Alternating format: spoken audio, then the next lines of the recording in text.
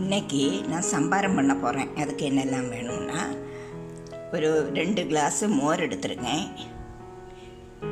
ஒரு பீஸ் இஞ்சி, 2 பச்சை மிளகாய், சால்ட்டு, 1 டீஸ்பூன் காயத்தூள், கொஞ்சம் மல்லி இலை, கறிவேப்பிலை. இந்த பச்சை மிளகாய், இஞ்சி, சால்ட்டு இந்த 3ம் கூட மிக்சியில் போட்டு நல்லா அரையக்கூடாது, ஒன்று சதைச்செடுக்கணும். கொஞ்சம் தண்ணியும் ஊற்றி எடுத்து அதை இந்த அதில் உள்ளதை புளிஞ்சு அந்த கொத்தை களைஞ்சிட்டு அந்த தண்ணியை மோரில் விடணும்.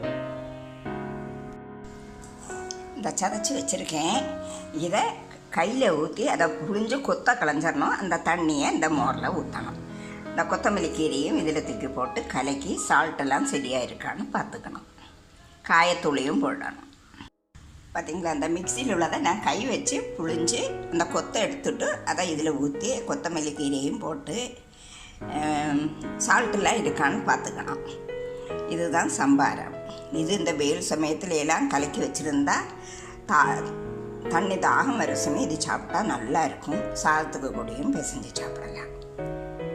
நீங்களும் செய்து பாருங்கள்.